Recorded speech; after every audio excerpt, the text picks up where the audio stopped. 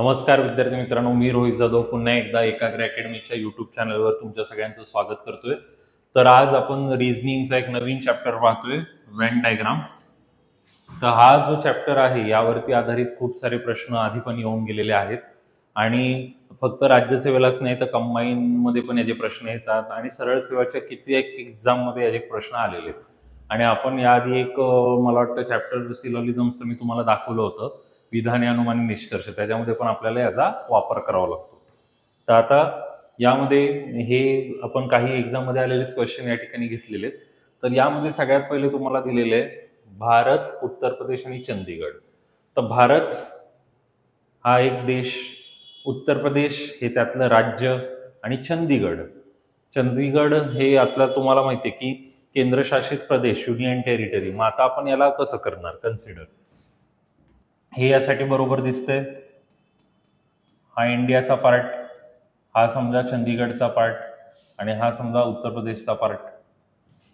हा पार्ट असा येऊ शकला असता की जर उत्तर प्रदेश मधला एखादा त्यांनी जिल्हा दिला असता, जसं आता अयोध्या उत्तर प्रदेशमध्ये, तर अयोध्या हा भाग इथे आला असता, उत्तर प्रदेश हे आलं असतं आणि मग इंडिया हा आला असता।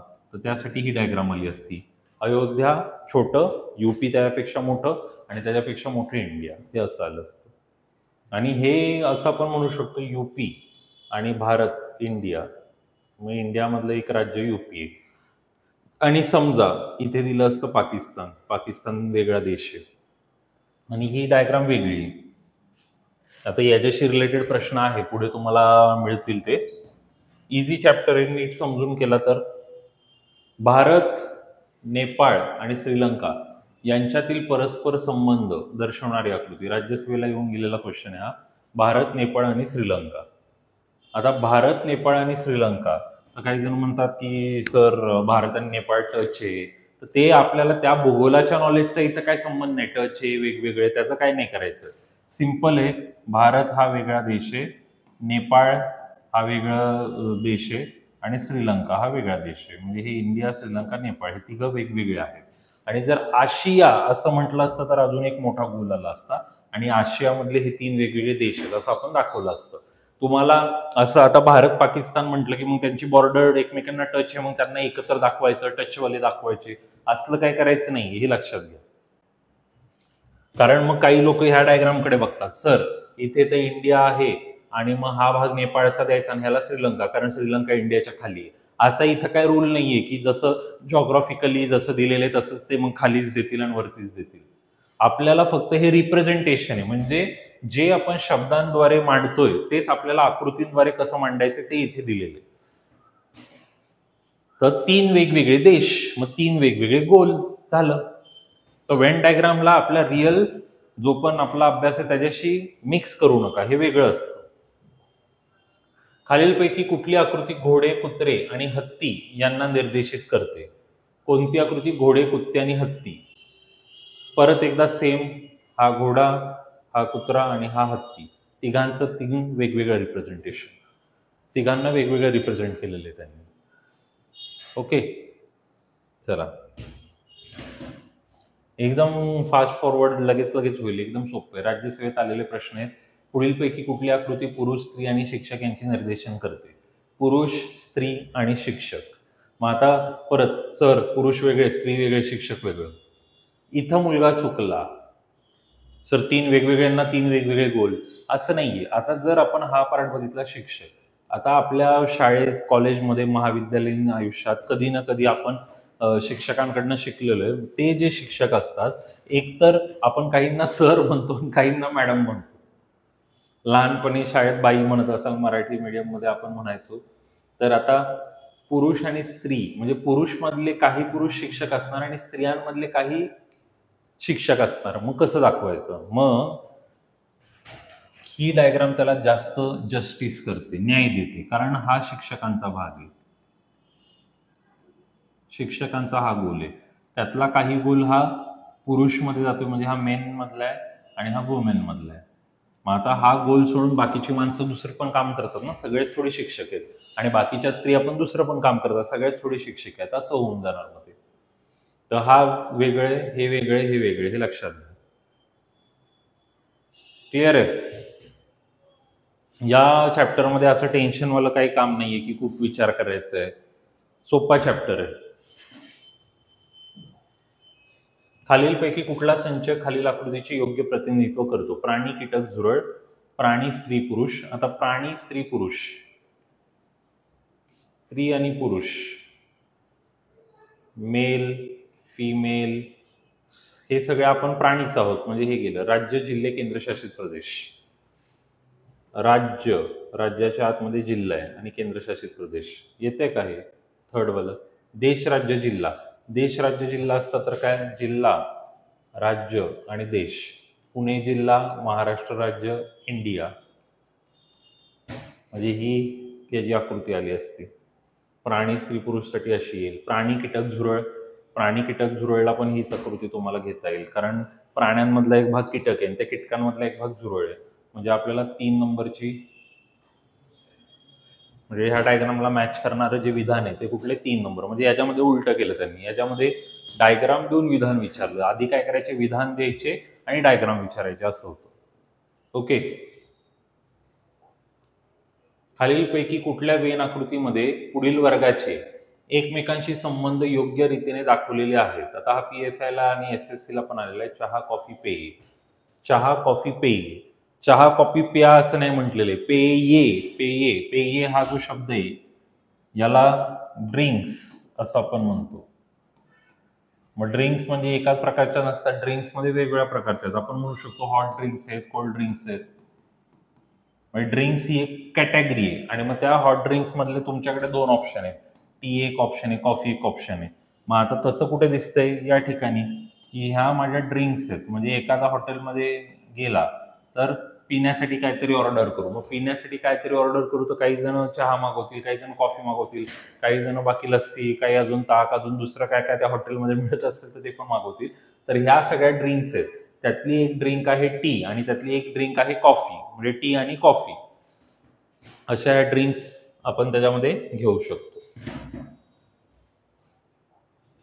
खालीलपैकी कुठली वेन आकृती शिक्षक, विद्वान व्यक्ती व विद्यार्थी यांना योग्यरित्या दर्शवते? शिक्षक, विद्वान व्यक्ती आणि विद्यार्थी. आता हा क्वेश्चन बघा जरा, स्टाफ सिलेक्शन कमिशन मध्ये आलेला आहे. शिक्षक, विद्वान व्यक्ती आणि विद्यार्थी. मग आता याचं कसं करायचं? आता जर समजा शिक्षक विद्वान असतात ना, पण काही विद्यार्थी पण विद्वान असतात, म्हणजे चांगले असतात, हुशार असतात. विद्वान म्हणजे आपण हुशार हा शब्द वापरू शकतो त्यासाठी. मग काय कुठल्या याच्यामध्ये मॅच होईल? खालीलपैकी कुठली वेन आकृती शिक्षक, विद्वान व्यक्ती व विद्यार्थी यांना योग्यरित्या दर्शवते? तर ही आकृती. का? कारण आता नीट समजून घ्या. हा भाग इथे काढतो मी, मोठी आकृती. तर हा भाग आपण विद्यार्थी पकडू.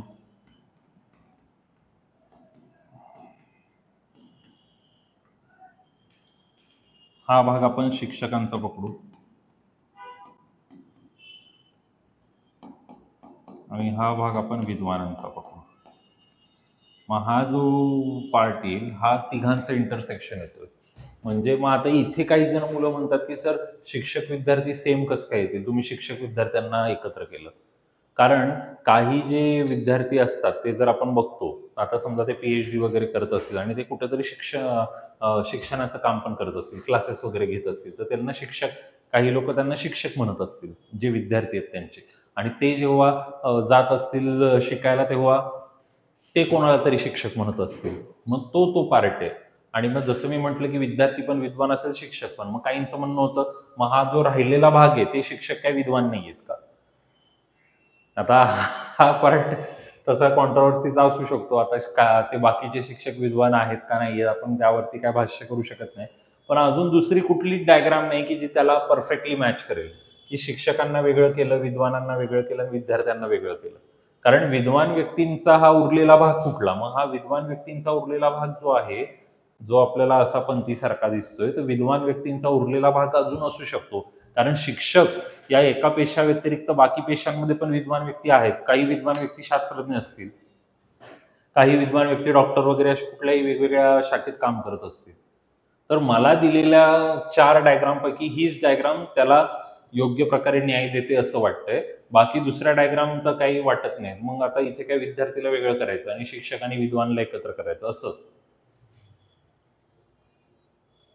कारण असं जर केलं की ही डायग्राम जर घेतली की हा पार्ट आहे विद्वान व्यक्तींचा मोठा आणि त्याच्या आतमध्ये आहे शिक्षक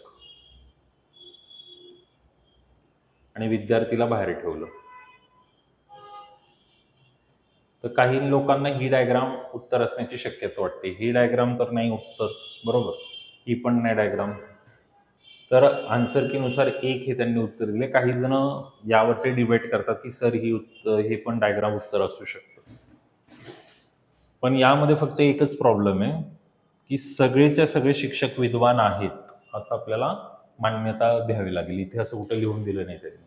आपल्याला ते विधाने अनुमानामध्ये कसं असं ते लिहून देतात, मग त्यानुसार आपण ते बनवतो. इथे तर त्यांनी फक्त शब्द दिलेले, ते एकला आपण योग्य मानूयात. आता इथे काय दिलेले आहे, खेळाडू विद्यार्थी वादक, खेळाडू विद्यार्थी वादक, संच एक्स, संच वाय व संच झेड हे अनुक्रमे खेळाडू विद्यार्थी व वादकांचे 3 संच आहेत. आता इथेच बघा त्यांनी लिहून दिलेले काही खेळाडू हे विद्यार्थी आहेत व काही विद्यार्थी हे वादक आहेत. परफेक्ट ड बसला. कसं काय, हे असतील विद्यार्थी आणि त्यातल्या विद्यार्थ्यांपैकी काही काय आहेत खेळाडू, म्हणजे हे असतील खेळाडू आणि त्यातल्यापैकी काही काय असतील वादक, म्हणजे हा भाग असेल खेळाडूंचा, हा भाग असेल तुमचा वादकवाला.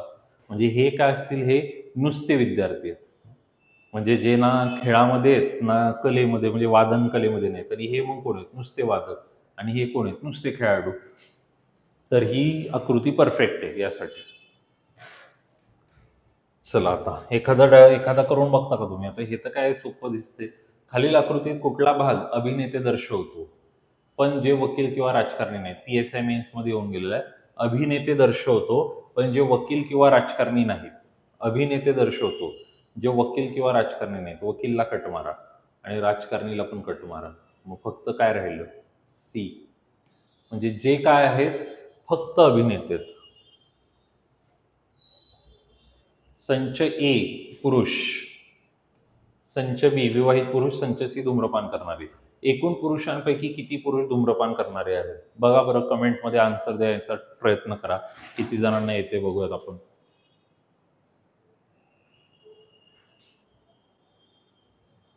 चला करा ट्राय.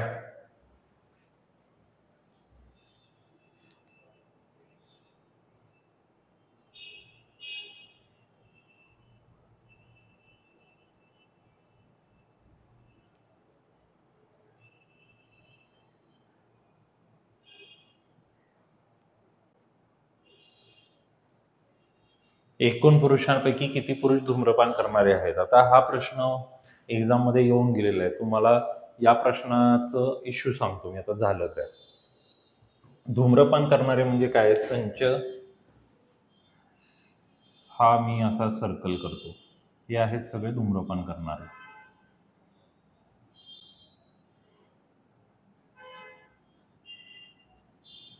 हे आहेत सगळे धूम्रपान करणारे, बरोबर. म्हणजे 15, 2 17 आणि 3 20 धूम्रपान करणारे टोटल किती, 20. एकूण पुरुषांपैकी किती पुरुष धूम्रपान करतात? आता पुरुष म्हणजे हा आहे,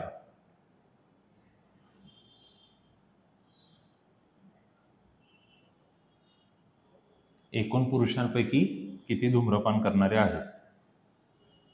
हे 3 या गोलमध्ये येतात आणि हे 2 येतात. मग हे 3 आणि 2 म्हणजे टोटल किती आले, 5. मग इथे दिलेले 5 उत्तर, बरोबर. आता प्रॉब्लेम काय झाला या क्वेश्चन मध्ये, मुलांनी काय केलं, 15 अधिक 2 17 3 20 हे उत्तर दिलं. हे उत्तर आहे. मुलांनी म्हणजे जे पण विद्यार्थी पेपर देत होते, मुलं मुली सगळे आले त्यात. मोस्ट ऑफ द मुलांनी स्टुडंट्स म्हणतो मी, की हे उत्तर दिलं, जे की चुकीचं आहे. कारण त्यांनी काय केलं, धूम्रपान करणाऱ्यांचा गोल काउंट केला आणि 20. त्यांनी विचारले किती पुरुष, तर पुरुष तर 5च आहेत. मग ते म्हणायला लागले मग हे 15 कोण आहेत? कोण आहेत म्हणजे पुरुषच एकटे धूम्रपान करतात हे तुम्ही स्वतःहून कसं काय मान्य केलं? आजकाल खांद्याला खांदा मिळून स्त्रिया पण सर्व क्षेत्रात पुढाकार घेत आहेत. मग ह्या 15 मध्ये स्त्रिया पण असणार ना. तुम्ही इथे कुठलीही गोष्ट टेकन फॉर ग्रांटेड आपल्या मनाने नाही घेऊ शकत. पुरुष म्हटलं तर पुरुष एवढंच. नाही सर, पण स्त्रिया सगळ्या नाही हे करत, धूम्रपान आणि हे ते तुम्हाला नाही कोणी विचारलंय. आपल्याला आकृतीवरनं उत्तर सांगायचंय. मग इथे 5 आहेत तर 5, मग बाकी 15 मध्ये कोणी असू शकतं. स्त्रिया असू शकतात किंवा तृतीयपंथी असू शकतात. अजून काही आपण त्यामध्ये पकडायचंय. तर या सगळ्या गोष्टींचा विचार न करता डायग्राम, लॉजिकच्या मागे लागू नका की असं तसं हे नाही, की मग ह्यांची महिलांची संख्या कमी आहे, पुरुषांची जास्त, ते नाही. आपल्याला डायग्राम काय सजेस्ट करते तेवढं लिहा. हे बाकी 11-28 तर नाही. तर ह्या 2 पर्यायामध्ये मुलांचा इश्यू झाला होता. तर असा इश्यू आपल्याला करून द्यायचा नाही. चला आता A B C D E. आता डायग्राम दिली आणि विचारले इंग्रजी, लॅटिन, ग्रीक ही डायग्राम कुठली. बघूनच कळलं ई, कारण इंग्रजी ही एक वेगळी भाषा आहे, लॅटिन ही एक वेगळी भाषा आहे आणि ग्रीक ही एक वेगळी भाषा आहे. मग तिन्ही वेगवेगळे. म्हणजे आता इथे उत्तर ई आहे पर्यायामध्ये 4. पाकळ्या, पुष्पगुच्छ, फूल. तर सगळ्यात पहिले असतं आपल्याकडे बुके, म्हणजे पुष्पगुच्छ. पुष्पगुच्छमधनं मी एक फूल काढलं आणि फुलामधनं एक पाकळी काढली. एकात एक असं आपण देऊ शकतो. तर बी उत्तर आहे. आता त्यांनी प्लॅन काय केला, मुद्दाम 2च्या इथे डी लिहिला. आता मुलाला कळतं सर दुसरी आकृती डायग्राम, त्यांनी 2ला गोल केलं आणि परीक्षेमध्ये बघितल्यावर घाबरलं, कारण परीक्षेमध्ये तर 2 डी आहे. मग आपलं उत्तर 1 आहे. म्हणजे ऑप्शन वेगळे आणि इकडे वेगळे असं हे कन्फ्युजन का करतात मुलाला परीक्षेमध्ये चुकावं म्हणून. तर हे बँकिंगमध्ये क्वेश्चन आलेला आहे. मी मुद्दाम इथे टाकला कारण हाच क्वेश्चन परत आपल्याला कंबाईन मध्ये आला. आता इथे दिलेले कष्टाळू म्हणजे त्रिकोण, रोजगार म्हणजे गोल, प्रामाणिक म्हणजे चौरस आणि स्त्रिया म्हणजे आयत. रोजगार नसलेल्या स्त्रिया. आता रोजगार नसलेल्या म्हणजे गोल मधनं काढायचं आपल्याला. गोल काढला, मग रोजगार नसलेल्या स्त्रिया इथे 4 आहेत आणि 3 आहेत. मग 4 आणि 3. पर्यायामध्ये तुम्हाला दिलेलं असेल, आता इथे 2 पर्याय दिलेले, तर 4-3 तुम्हाला दिलं असेल. मग काही जण म्हणून सर पण 3-4 दिलं तर पर्यायामध्ये असं ते नाही करणार. पर्यायामध्ये एकच पर्याय देतील जो बरोबर असतील. कारण क्रमचं काय मॅटर करत नाही, डायरेक्ट आपल्याला लिहायचंय फक्त. गणिताचा अभ्यास करणारे विद्यार्थी इथे दाखवलेले, जीवशास्त्राचा अभ्यास करणारे त्रिकोणाने दाखवलेत आणि भौतिकशास्त्राचा दाखवलेला आहे आयत. गणित व भौतिकशास्त्र यांचा अभ्यास करणारे पण जीवशास्त्राचा अभ्यास न करणारे. आता जीवशास्त्र त्यांना नाही करायचंय, जीवशास्त्र नाही करायचे म्हणजे हा पाठ उडवला. गणित आणि भौतिकशास्त्राचा अभ्यास करायचा आहे. तर गणित आणि भौतिकशास्त्र, तर हा अ फक्त गणित करतोय आणि ह आणि ड फक्त भौतिक करतात. मग गणित आणि भौतिक दोन्ही करणारा तर कोण दिसत नाहीये. दोन्ही सब्जेक्ट मुलांना अवघड जातात, त्यामुळे दोन्ही सब्जेक्ट कोणी एकत्र करायला तयार नाही वाटतं. आपण राज्यसेवा करत असताना इतके सारे सब्जेक्ट एकत्र करतोय, ही गोष्ट लक्षात घ्या. आणि हे दोन्ही सब्जेक्ट मी शिकवतो. गणिताचा अभ्यास करणारे विद्यार्थी, परत तोच प्रश्न आहे. भौतिकशास्त्र व जीवशास्त्र याचा अभ्यास करणारे पण गणिताचा अभ्यास न करणारे. गणिताचा न करणारे म्हणजे गणितला उडवा. भौतिकशास्त्र व जीवशास्त्राचा अभ्यास करणारे, हा फक्त जीवशास्त्र. मग भौतिक आणि जीवशास्त्रवाला कोण राहिला, ई. कारण जो आपल्या आयतमध्ये पण बसतोय आणि असा पण बसतोय.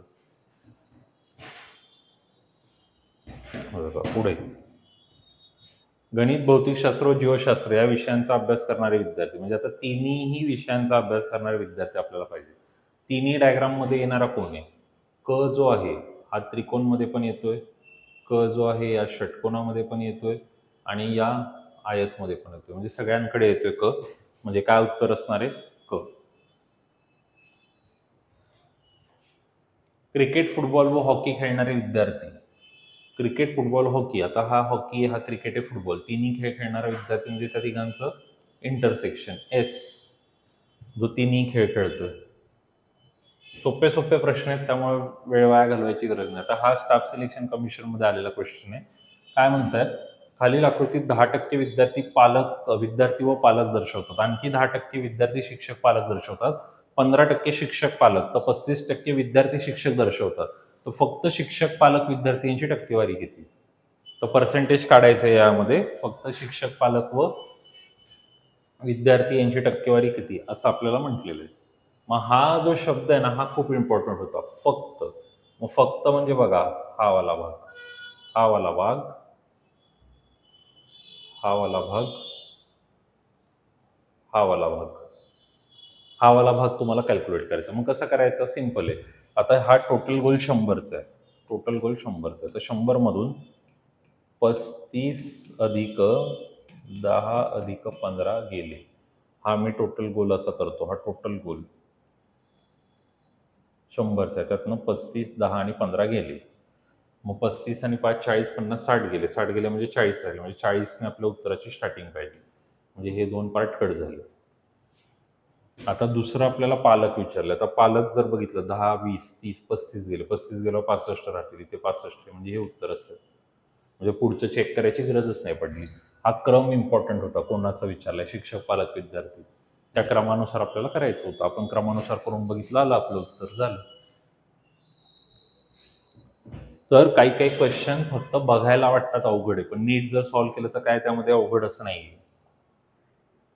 आता हा ESO प्रिलियम्स मध्ये आलेला क्वेश्चन आहे. खेळाडूंचे त्यांच्या बॅडमिंटन, क्रिकेट, टेनिस या खेळातील ज्ञानाविषयीचे निष्कर्ष पुढील आकृतीत दिले आहेत. या आकृतीवरून टेनिसचे ज्ञान नसलेल्या खेळाडूंचे बॅडमिंटनचे ज्ञान नसलेल्या खेळाडूंचे गुणोत्तर काय? टेनिसचे ज्ञान नसलेल्या आणि बॅडमिंटनचे ज्ञान नसलेल्या. आता टेनिसचे ज्ञान नसलेले, आता हा पूर्ण गोल जो आहे तो टेनिसचा ज्ञान असलेला आहे. पण नसलेल्यामध्ये 300, 140 आणि हे राहिले 300, 400, 500, 700, 700 झालं. 700 जणांना टेनिसचं नॉलेज नाही आहे. आणि दुसरं दिलेलं बॅडमिंटनचं ज्ञान नसलेलं. आता बॅडमिंटनचं ज्ञान नसलेलं तर ह्याला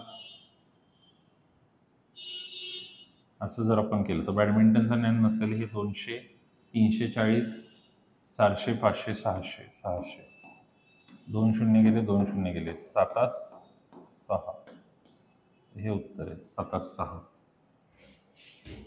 झालं 7:6. आता गायक नसलेले, आता ह्या एका आकृतीतच तुम्हाला दिलेले गायक नसलेले भारतीय नेते दर्शवणारे क्षेत्र कोणते? तर इथे त्यांनी दिले नेते, गायक आणि भारतीय, 3 दिलेले. गायक नसलेले भारतीय नेते. आता गायक नसलेले भारतीय नेते म्हणजे हा फक्त पार्ट राहिला. हे उत्तर आलं त्याचं. किती आहे?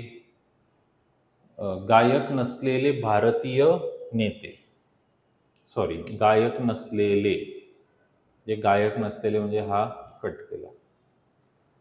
आणि भारतीय पण पाहिजे आणि नेते पण पाहिजे, म्हणजे हा भाग राहिला.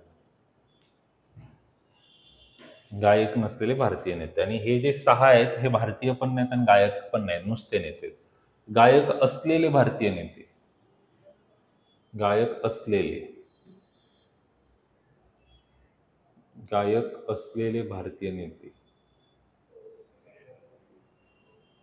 गायक असलेले भारतीय नेते म्हणजे सगळ्यांचा कॉमन पाहिजे. गायक पण पाहिजे, भारतीय पण पाहिजे, नेता पण पाहिजे. म्हणजे काय झालं? 3. गायक नसलेले आणि भारतीय सुद्धा नसलेले नेते दर्शवणारे क्षेत्र. गायक नसलेले आणि भारतीय पण नाही, गायक पण नाही, भारतीय पण नाही, यांना लपवा.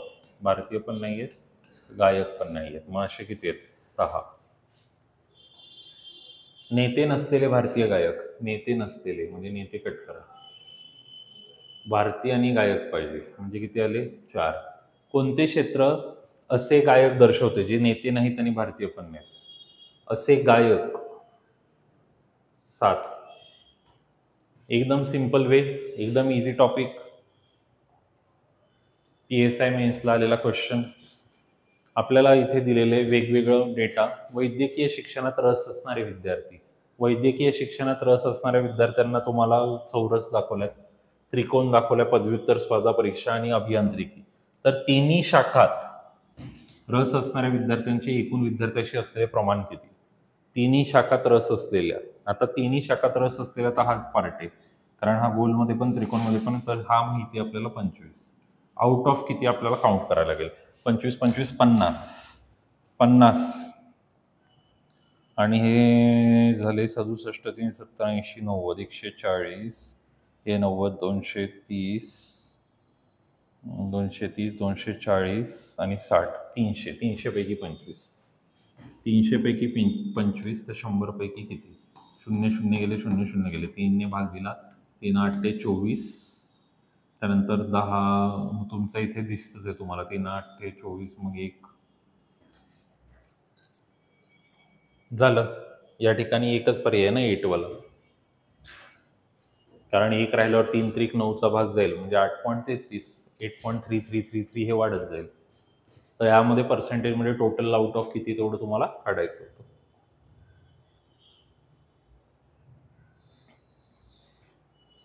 चला आता पुढे काय दिलेलं आहे. एका मेजवानीमध्ये मासे मटण उपलब्ध आहे. काही जण फक्त मासे खातात बघा, काही जण फक्त मासे, काही जण फक्त मटण. मेजवानीमध्ये काही शाकाहारी ज्या वरील दोन्हीपैकी काही खात नाही. उर्वरित व्यक्ती मासे व मटण दोन्ही खातात. काही असे जे मासे व मटण दोन्ही खातात. म्हणजे मासे व मटण दोन्ही खातात. तर पुढीलपैकी कुठली आकृती वरील स्थितीचे तंतोतंत निर्देशन करते? कुठली आकृती तंतोतंत निर्देश करते? तर हे वाला आपण म्हणू शकतो मासेवालं, हे म्हणू शकतो मटणवालं. हे झालं दोघांचं कॉम्बो. हे झाले शाकाहारी आणि हे झाले पार्टी. ही आकृती परफेक्ट बसते त्याच्यामध्ये. चला पुढे. लंबवर्तुळ. तर हे असे राज्यसेवेला आलेले क्वेश्चन आहे, हे इथे इन्क्लूड केलेत. लंबवर्तुळ म्हणजे मराठी, आयत म्हणजे कन्नड, वर्तुळ म्हणजे इंग्रजी, त्रिकोण गुजराती, समभुज चौकोन हिंदी. वरील माहिती वापरून चुकीचे विधान निवडा. आता आपल्याला काय काय 5 विधानं दिली आहेत. आता पर्यायामध्ये चुकीचे विधानमध्ये दिले ए बी, एकही नाही, सी खेरीज सर्व, आणि सी खेरीज एकही नाही. मग आता इथे ए व बी, सी खेरीज सर्व, सी खेरीज एकही नाही, म्हणजे आपण सी चेक करून बघावं, कारण सीचं नाव येते. सी काय म्हणते, क्षेत्र एफ बी ही समान भाषा बोलणाऱ्या व्यक्ती निर्देशित करते. आता एफ, एफ कशा कशात आहे? एफ चौरसामध्ये दिसतोय, एफ लंबमध्ये दिसतोय, एफ वर्तुळमध्ये दिसतोय. चौरस नाही म्हणतायत त्याला, आयतमध्ये आहे, लंबमध्ये आहे, गोलमध्ये आहे, आणि परत जो आपला समभुज चौकोन आहे त्याच्यात पण आहे. म्हणजे एफ कडे 4 भाषा दिसतात. बीचं बघूयात. बी पण याच्यात आहे, याच्यात आहे, याच्यात आहे. बी कडे पण 4 दिसतात. बरोबर, बी कडे पण 4 दिसतात. आणि ई कडे बघायचं आता. तर ई हा 1 याच्यामध्ये, 2 याच्यामध्ये आहे, 3 मध्ये आहे, आणि ई 3च मध्ये दिसतो ना. ई कुठे आहे 4 मध्ये? कारण तो लंबमध्ये पण नाहीये, कारण टोटल किती आहेत? 1 2 3 4 आणि 5. मग आता जर आपण बघितलं ई हा या लंबमध्ये नाहीये आणि ई त्रिकोणमध्ये पण नाही, तर इकडे 3च भाषा झाल्या. बी जर बघितलं, बी फक्त त्रिकोणमध्ये नाहीये, बाकी सगळ्यामध्ये आलाय. एफ पण सगळ्यामध्ये, फक्त त्रिकोणमध्ये नाही. मग हे जे समान भाषा बोलणार आहे, हे वाक्य काय चुकीचं आहे? सी वाक्य चुकीचं आहे. म्हणजे सी खेरीज एकही नाही, कारण सी चुकीचं येते ना. मग बाकीचे चेक करायची गरज नाही. तुम्हाला वेळ आहे तर तुम्ही बाकीचे चेक करून बघू शकता, पण परीक्षेमध्ये सगळ्यात महत्त्वाचं तेच आहे की वेळ नसतो आपल्याला, त्यामुळे आपल्याला पटापट करावं लागतं.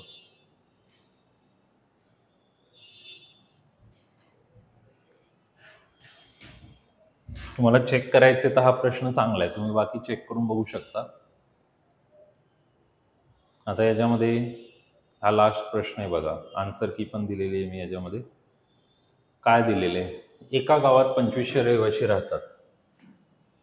या गावातील 1375 रहिवासी फक्त त्यांची स्थानिक भाषा बोलतात.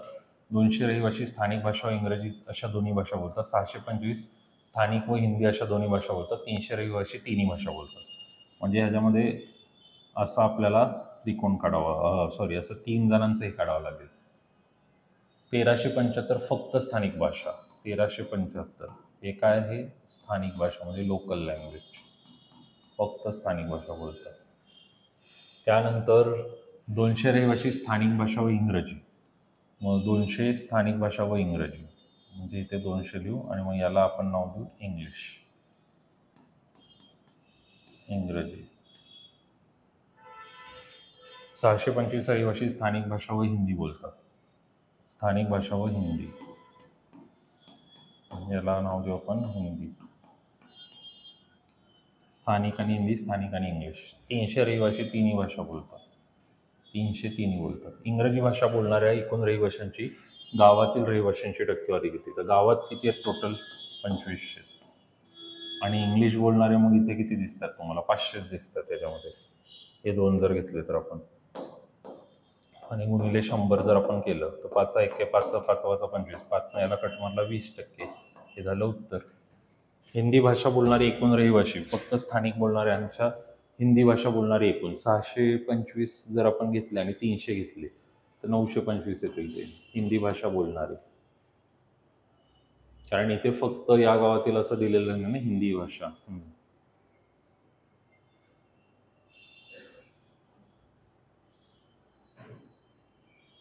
आणि हिंदी भाषा बोलणारे फक्त स्थानिक भाषा बोलणारे किती आहेत? 1375. मग आपल्याला यांची काय करायची? टक्केवारी काढायची. 5 ने भाग द्या, 25 ने भाग द्या, जसं तुम्हाला भाग द्यायचा आहे. 5 ने भाग दिला तर 5 एके 5, 45, 5 5 25. 5 ने भाग दिला 5 दुने 10, 5 7 35, 5 5 परत 5 ने भाग दिला 5 त्रिक 15, 5 7 35, 5 5 25, 5 5 25. 5 ने भाग दिला 11, 5 ने भाग दिला 20, 37चं डबल केलं, 2 7 14, 2 त्रिक 6, 740 आणि 11. 11 ने भाग दिला, 11 सख 66, 80 झाले, 11 7 77, 67 पॉईंट. म्हणजे इथे तुम्हाला दिलेले 67 मध्ये हे तुमचा आन्सर असेल.